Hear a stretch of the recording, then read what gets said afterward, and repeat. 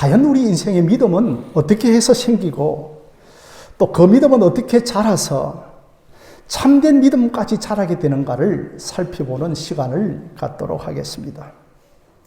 사실 저의 경우를 보더라도 제게 젊은 청년 시절에 육체의 질병이 찾아왔고 그 병을 고치기 위해서 예수를 간절히 찾았고 그러다 보니까 오랜 기간 동안에 그 기적과 치유의 역사가 일어나기를 간절히 소망하는 표적 신앙을 가진 적이 참 오래였던 것 같습니다.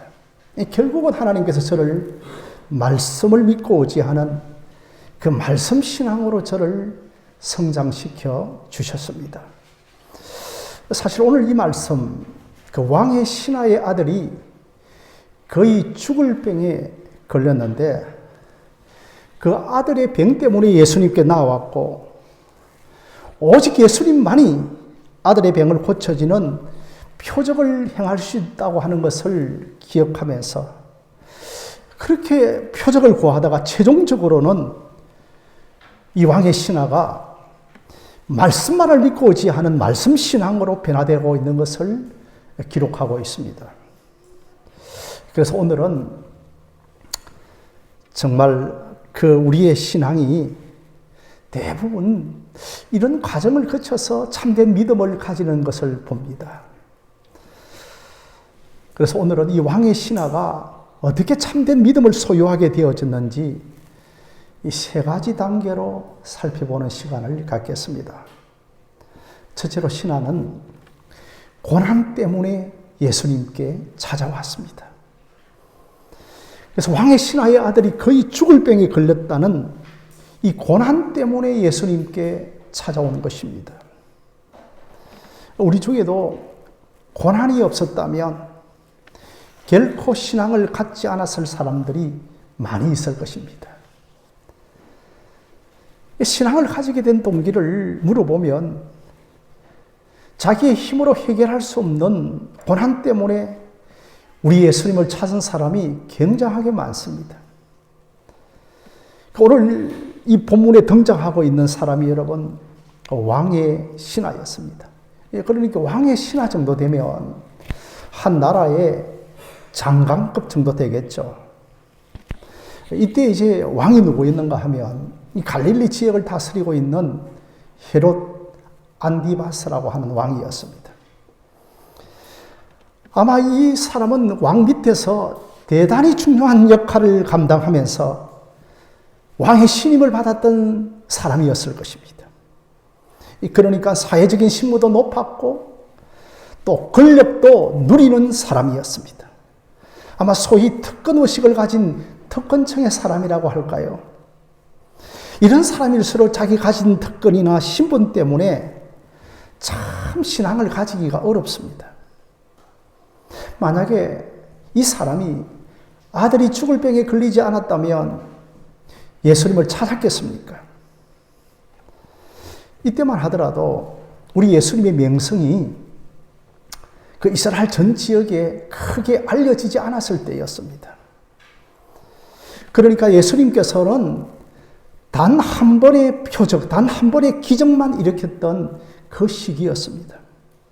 여러분들이 너무나 잘 아시다시피 예수님께서는 그 가나 혼인잔치에 들어가서 정말 흥건하고 축제의 잔치가 아니었겠습니까? 그런데 포도주가 떨어져 버렸던 겁니다. 그래서 예수님께서는 물을 가져오라. 아구에 물을 채워놓고 물이 변하여 포도주가 되어진 이 큰 표적을 일으켰던 이 표적 하나만 일으켰을 때였습니다.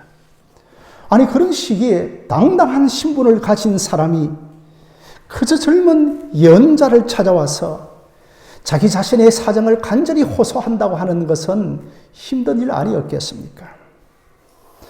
정말 높은 사람이 낮은 사람에게 머리를 숙이는 것은 굉장하게 힘든 일입니다. 이 고난 때문에 예수님을 찾아온 것입니다. 그런 의미에서 우리 인생이 당하는 고난은 우리에게 얼마나 훌륭한 전도자가인지 모릅니다. 그래서 스펄전 목사님은 고난은 변장을 하고 찾아온 하나님의 천사라고까지 말을 했습니다. 그래서 이 사람들이 신하가 아이가 죽을 병에 걸리니 그저 용한 의사를 얼마나 많이 찾아다녔겠습니까? 그러나 그 어떤 사람도 자신의 아들의 병을 고칠 수 없다는 것을 알게 되자 나의 최후의 희망은 예수 그리스도에게 있다는 것을 알았습니다. 여러분, 오늘 이 아침에 그 아들이 거의 죽어가고 있는 그 아비가 자식을 바라보는 아버지의 마음의 상태를 한번 생각해 보십시오. 그냥 심심풀이로 예수님께 찾아와서 부탁을 하고 있는 것이 아닙니다. 정말 아들의 목숨을 들고 결사적으로 간절하게 우리 예수님께 부탁을 하고 있는 것입니다. 지금 이제 우리 예수님께서 계신 곳이 어디냐 하면 가나 지방입니다. 그 가나에서 이제 혼인잔치가 일어났던, 그 물이 배나에 포도주가 일어났던 그 표적을 일으켰던 지역입니다. 그리고 신하가 있는 지역은 어디인가 하면 가버나움입니다. 그러니까 가나에서 가버나움까지의 거리가 한 40km 정도 됩니다. 지금은 한 40km 정도 되면 용인에서 한 서울까지도 안 될까요? 양평 정도. 교통수단이 발달하니까 1시간이면 좋게 갈 수가 있겠습니다만 그 당시에 40km는 굉장하게 먼 거리가 아니겠습니까? 그래서 이제 49절에 보면 그 왕의 신하가 예수님, 내 아이가 죽기 전에 가버나움으로 내려와 달라고 부탁을 합니다. 그러니까 내려와 달라고 하니까 자기가 예수님께 갔을 때는 올라갔다는 말입니다. 그러니까 가버나움은 저지대였고 이제 가나는 고지대였는데 약 고도가 200m 정도 차이 나는 그 오르막길을 가면서 이제 예수를 찾아간 것입니다. 정말 등산하듯이 힘든 길이었지만 자기에게는 하인들도 많았지만 내가 직접 찾아가야 된단 말이야. 내가 저 예수를 직접 만나야 된다는 말이 하면서 하인을 보내지 아니하고 인편을 보내지 아니하고 자기 자신이 직접 예수님을 찾아간 것입니다. 이러니 얼마나 왕의 신하가 예수님을 간절히 찾았겠습니까? 사랑하는 성도 여러분, 우리의 인생에 고난이 닥치면 크게 두 가지의 태도를 가집니다. 어떤 사람은 고난의 때에도 그 심령이 매우 강팍해지는 사람이 있습니다. 아예 하나님을 향하여 그의 마음을 닫아버리는 사람이 있습니다. 어떤 사람은 이 고난을 통하여 참 그 심령이 겸손해지는 사람이 있습니다. 정말 이 고난을 통하여 나는 별 수 없는 한 피조물이요, 창조주 하나님 외에는 내가 도움을 구할 곳이 없다는 자세를 취하는 사람이 있습니다. 이런 사람에게는 고난이 기회가 되겠죠. 왕의 신하는 이 고난을 기회로 사용했습니다. 나사렛 예수에게 그가 마지막 희망을 걸었던 것입니다. 이 신하가 이제 찾아왔을 때에 예수님께서 그 신하에게 하신 말씀을 한번 들어보십시오. 48절에 뭐라고 말씀하고 있는가 하면, 너희는 표적과 기사를 보지 못하면 도무지 믿지 아니한다고 책망을 하고 있습니다. 여러분, 그 성경 다음으로 가장 많은 베스트셀러가 뭐냐 하면 존 버넌이 지었던 철로역정입니다. 철로역정에 이 존 버넌이 이 정치적인 공경을 당하게 되어져서 감옥에 들어갔습니다. 그 감옥에서 첫날 밤을 보내는 그 존 버넌은 그 자리에서 무릎을 꿇고 기도했습니다. 하나님, 나를 이 감옥에 보내신 이유가 있을 줄로 믿습니다. 그러면서 이제 그 고난을 받아들이면서 펜을 잡고 적어갔던 것이 바로 천류역정이었습니다. 그래서 이 천류역정에서 존 번연은 참 우리 인생의 고난의 그 10년을 통과하여 마지막 우리가 벼랑 끝에 서게 되어질 때 자기 자신의 삶의 처지를 이렇게 묘사했습니다. 내 인생에 만약에 예수님께서 칼을 들고 마중 나온다 할지라도 나는 그 예수에게 내 몸을 던질 것이다. 왜냐하면 그 예수 그리스도가 내 인생의 최후의 희망이기 때문입니다라고 말을 했습니다. 여러분, 어떤 예수님께서 우리 인생에 칼을 들고 마중 나올 예수님이 계시겠습니까? 그러나 정말 이 고난에서 예수님이 칼을 들고 찾아온다 할지라도 나는 그 예수에게 신뢰와 끝까지의 기대를 가지겠다는 것이었습니다. 그러니 여러분, 고난이 없이 예수를 믿는 사람은 오히려 더 복된 사람 아니겠습니까? 그러나 하나님께서는 사람들의 심령을 보시고는 고난이 없고서는 사람들이 예수님을 잘 찾지 않기 때문에 우리에게 고난을 준비하실 때가 있는 것입니다. 그래서 고난은 은총입니다. 그래서 C.S. 루이스라고 하는 사람은 고난은 하나님의 메가폰이라고 했습니다. 고난의 때에 하나님의 큰 소리가 우리의 심령에 들리는 것입니다.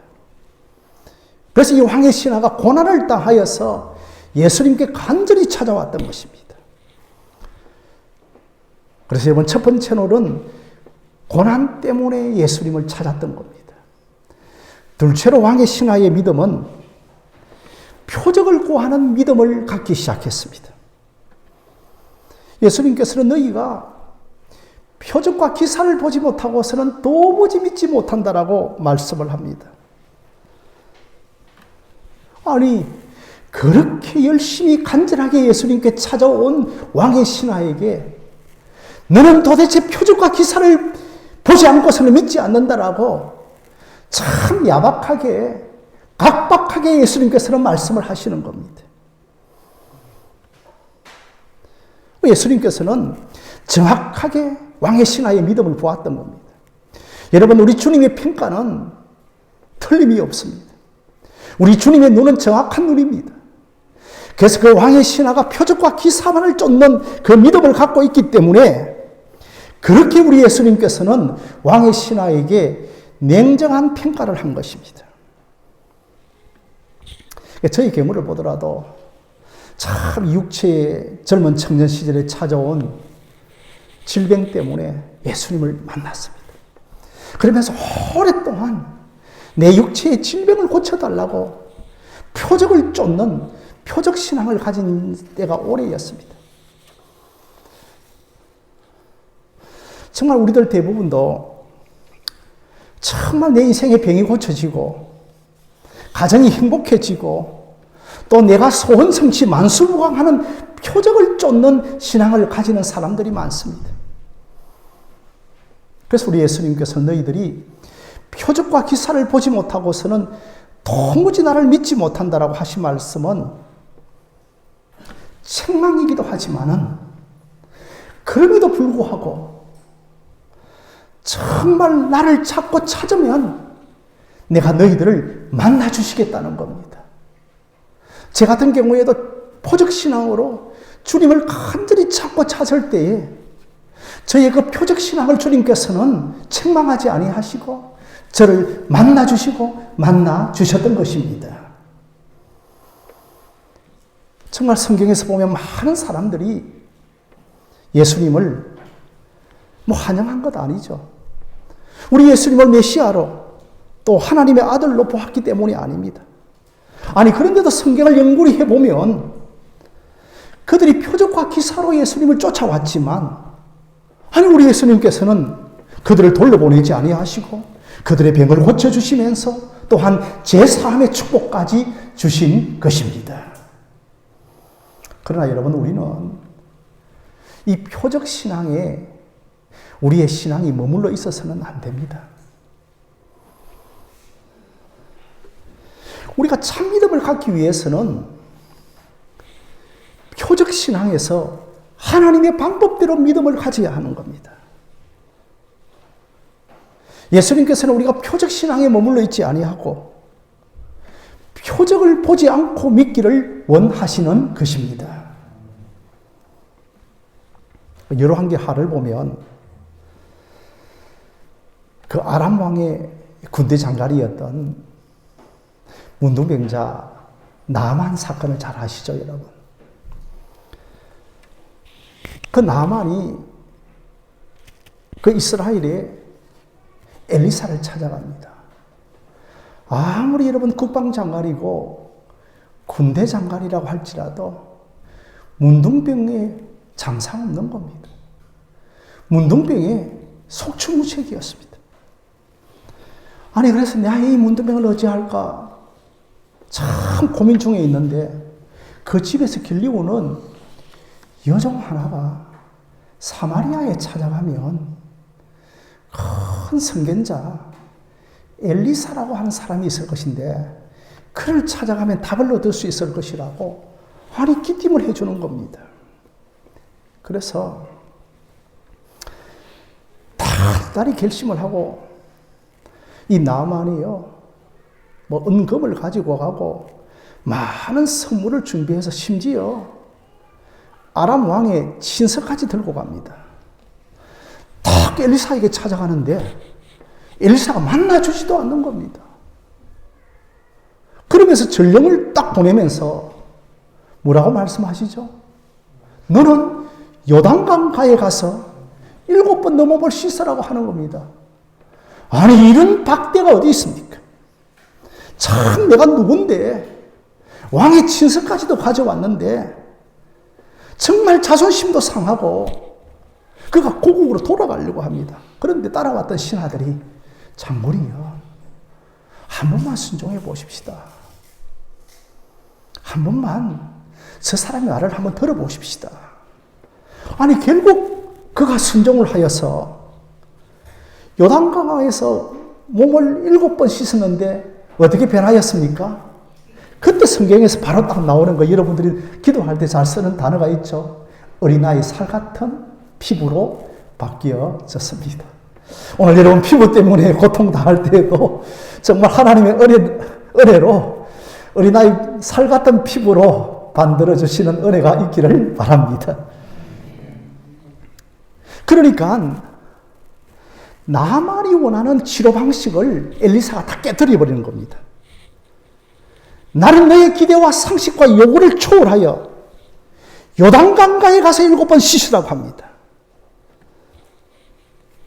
그 왕의 신하도 예수님에게 찾아와서 자기 자신이 원하는 처방전을 요구합니다. 예수여 내려오소서. 직접 내려오셔서 아들에게 안수하여 주셔서 그 아들에게 치료하여 달라고 요구를 하는 겁니다. 그러자 우리 예수님께서는 상식과 기대와 왕의 신하의 요구를 철저하게 깨뜨리시고 50절에 예수께서 이르시되 가라 내 아들이 살아났다라고 하시는 것입니다. 예수님 고집 세시죠? 예수님 내가 너 원하는 방식대로 고쳐주지 않겠다는 겁니다. 나는 내가 원하는 방식으로 너희들을 고쳐주시겠다는 겁니다. 너는 표적신앙을 구하지만 그 표적을 행하는 나를 바라보라고 하시는 겁니다. 그래서 예수님께서는 왕의 신하의 요구와 기대를 초월하여 역사하십니다. 예수님에게는 시간과 공간이 문제가 되지 않습니다.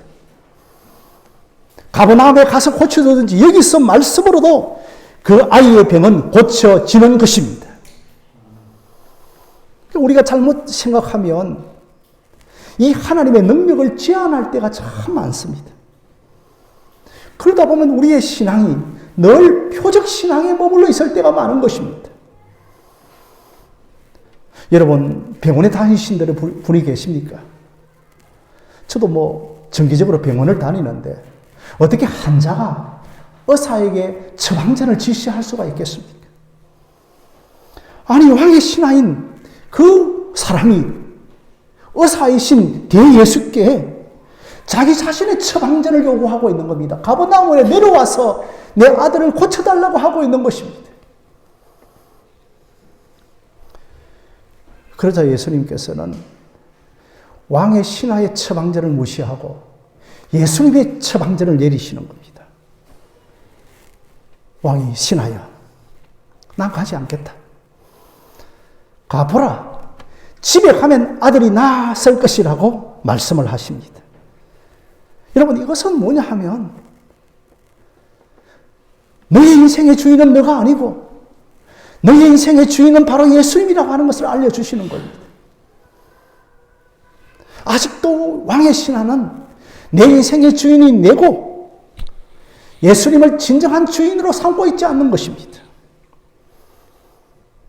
오늘 우리가 교회당에 나와 있으면서도 하나님을 믿는다 하면서도 또 어떤 사람은 표적신앙을 구한다고 하면서도 간절히 예수님께 나왔다고 하는 사람들 가운데서도 과연 내가 내 인생의 주인이 누구인가? 내 인생의 주인이 나인가? 아니면 예수님이 내 인생의 주인인가를 여러분들이 점검해 보시기를 바랍니다. 아직도 예수님을 진정한 주인으로 삼고 있지 않는 것입니다.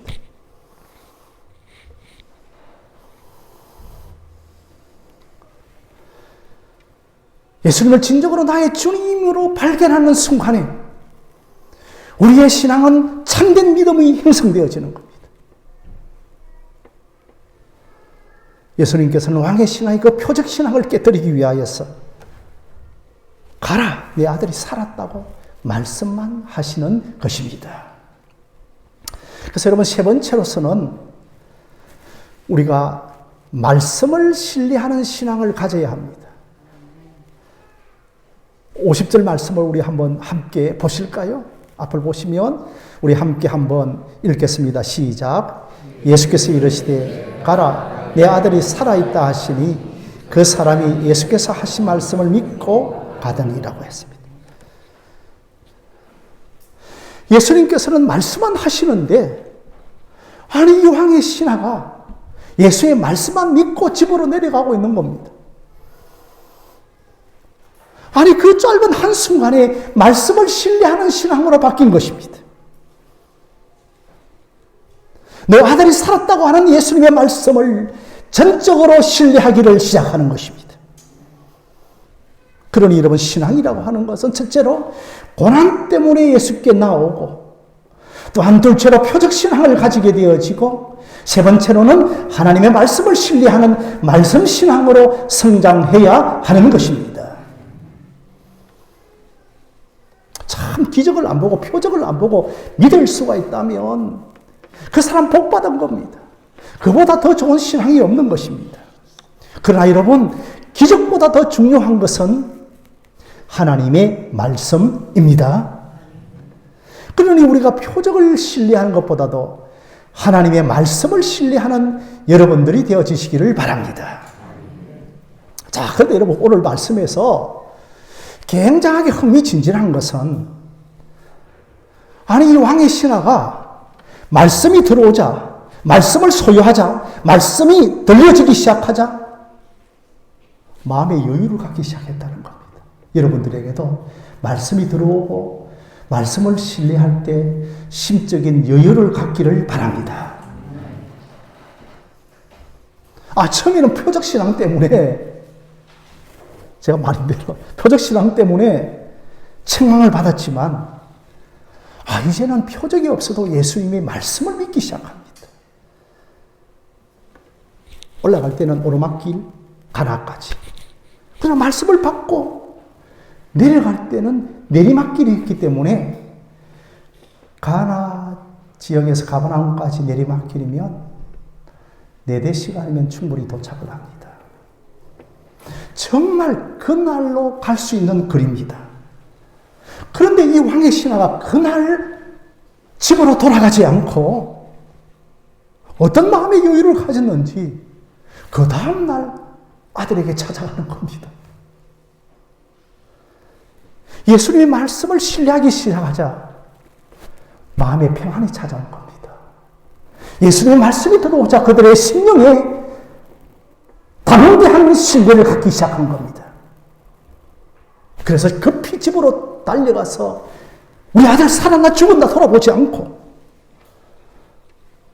하루를 여유를 가지면서 그렇게 지체하고 있습니다.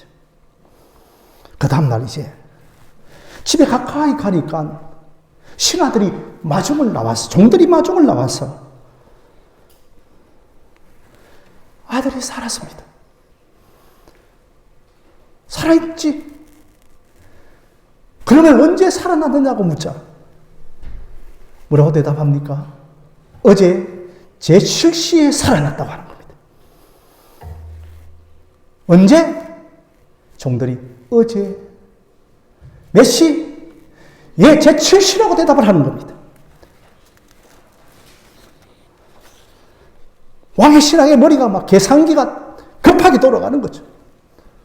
계산기를 급하게 두드려보니까 어제 우리나라 시간으로 오후 1시에 왕의 신하의 아들이 낳은 것입니다.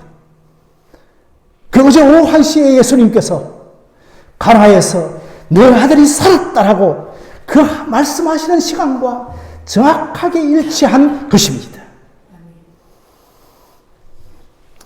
참 우리가 복음을 모르면 이 말씀 해석 안 됩니다. 어떤 요인인지 뭐 느긋하게 돌아갔겠지. 그저 두루뭉실하게 들어갑니다. 그러나 우리가 복음을 알고 나면 이 본문 해석하기 쉽습니다. 왜 왕의 신하가 여유를 가지면서 자기의 집으로 돌아가지 아니하고 천천히 돌아갔을까요?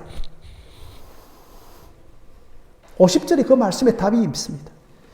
예수께서 하신 말씀을 믿고 갔던 것이었습니다.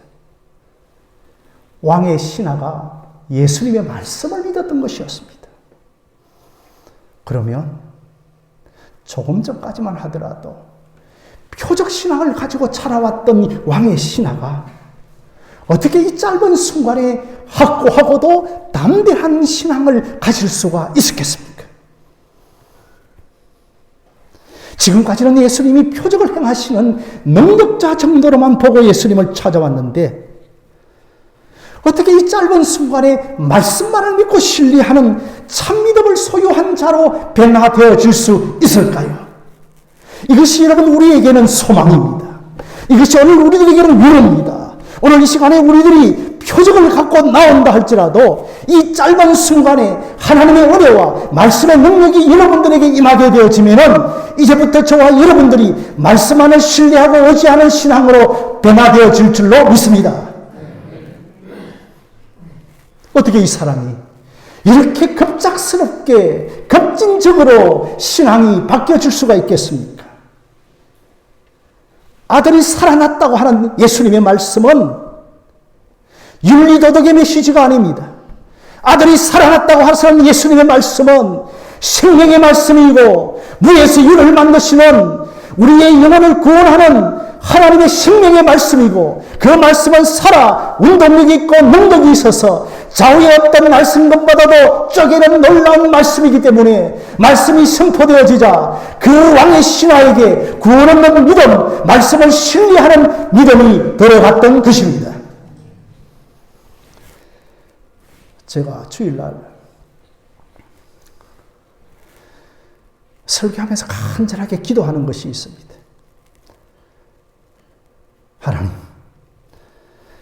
내가 이 설교를 할 때 이 말씀을 듣는 우리 성도들에게 영혼의 각성이 일어나게 하여 주시고 말씀의 부흥이 일어나게 하여 주시옵소서. 저 에스겔 골짜기와 같은 마른 뼈와 같은 방불한 상태의 영혼들이 하나님의 신기가 들어가서 하나님의 군대가 되어지는 놀라운 영적 부흥을 허락하여 주시옵소서. 아무리 교회를 오래 다녀도 그저 설교를 윤리도덕으로만 듣고 그저 설교를 심신수양으로 듣고 그저 교회 생활을 심신안정제 정도로만 듣다가 말씀이 그 사람 속에 역사하면 그의 믿음이 급진적으로 변하는 역사가 일어납니다. 그러므로 이 신하의 신앙의 급격한 변화는 오직 예수 그리스도에게로부터 그 믿음이 온 것입니다. 오늘 이 자리에 말씀도 내가 잘 모릅니다. 그저 목사님, 내 병 하나 고치기 위하여 표적을 구하는 신앙으로 이 자리에 왔습니다.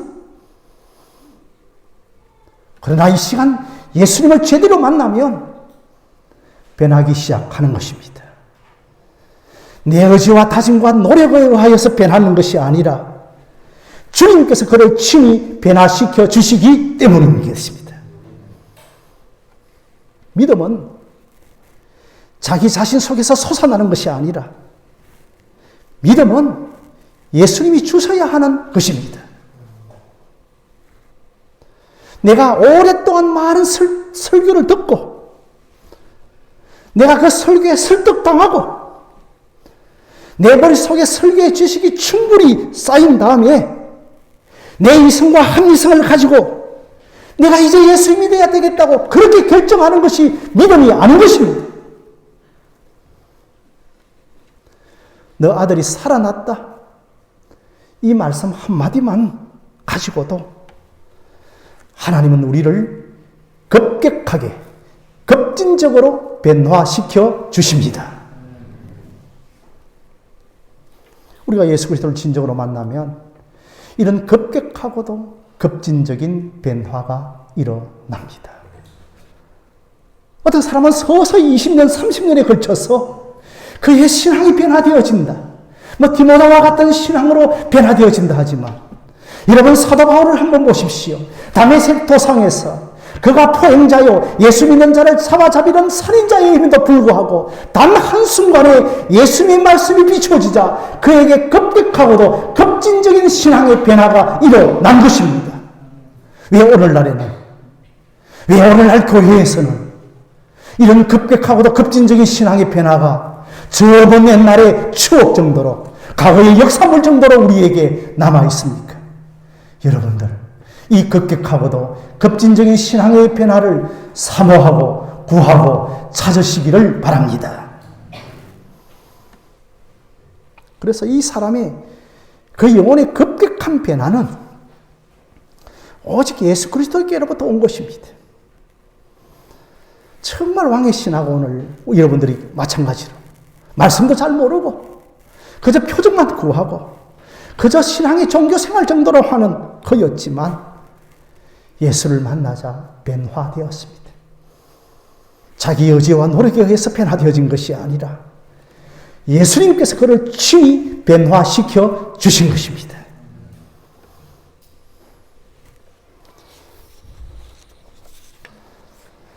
우리가 변화될 만한 사람이라서 변화되는 것이 아니라 도무지 그분도 알지도 못하고 보지도 못하지만 정말 보이지 않는 영의 세계로 우리를 변화시키는 분이 계시기 때문인 것입니다.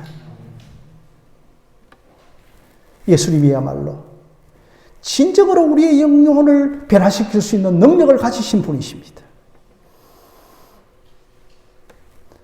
이런 은혜를 구하는 여러분들이 되어주시기를 바랍니다. 드디어 이제 왕의 신하가 아들이 살았다는 종들의 말을 듣고서 집에 들어갑니다. 여러분, 그 5절 말씀을 한번 함께 보실까요? 함께 53절 말씀을 보시겠습니다. 이 53절 말씀 우리 함께 제가 읽겠습니다. 아비가 예수께서 내 아들이 살았다 하신 말씀을 그때인 줄 알고 자기와 그 온 집안이 다 믿으니라. 아멘입니다. 하루를 쉬고 내려왔던 그였지만 아들이 살아있다는 소식을, 아들이 살아있다는 것을 확인했을 때에 얼마나 기쁘고 흥분이, 감격이 넘쳐났겠습니까? 그래서 자기의 가족들과 종들에게 지금까지 일어났던 모든 일들을 다 설명해 주었을 때 거기에 있는 모든 사람들도 다 이 예수의 놀라운 소식 앞에 경이로움과 기뻐하고 즐거워하고 있습니다. 그래서 그 자기의 집안의 온 사람들이 다 예수를 믿게 되어진 것입니다. 사도행전 16장 31절 말씀에 주 예수를 믿으라. 그리하면 너와 내 집이 구원을 얻을 것이라고 하는 놀라운 하나님의 약속이 이 가정에 성취가 되어진 것입니다.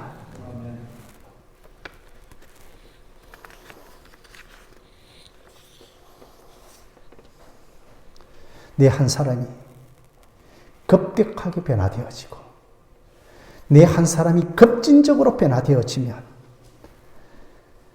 가정에 너와 내 집의 모든 사람들이 예수를 믿는 은혜가 반드시 나타나게 되어질 것입니다. 오늘 이 시대에도 여러분 이 은혜를 우리 교회가 한번 구하시기를 바랍니다. 이 은혜를 구할 때 그토록 돌같이 딱딱한 심령을 가지고 있는 여러분의 가정의 가족들이 급격하고도 급진적으로 바뀌어져서 그의 마음이 어린아이 살 같은 마음으로 바뀌어져서 나도 예수 믿겠다고 하는 너와 내 집의 가족들이 다 예수 믿는 놀라운 은혜가 나타나게 되어질 것입니다. 사랑하는 성도 여러분, 여러분들은 어떠하십니까? 과연 우리들에게는 왕의 신하에게 나타났던 그 말씀의 능력이 지금 여러분들에게 나타나고 있습니까? 정말 그 가정의 은혜와 기쁨과 흥분이 있는 것처럼 여러분의 심령의 복음 때문에 은혜와 기쁨과 즐거움이 가득 차고 있습니까? 그렇지 않다면 왕의 신하에게 주신 그 은혜를 지금 나에게도 부어 주시옵소서라고. 주여, 이 돌 같은 내 마음이 20년, 30년 동안 깨어지지 않는 내 마음에 성령이 한번 역사하시고 말씀이 한번 역사하면 급격하고도 급진적으로 바뀌어주는 그 은혜를 지금 내게도 허락하여 주시옵소서.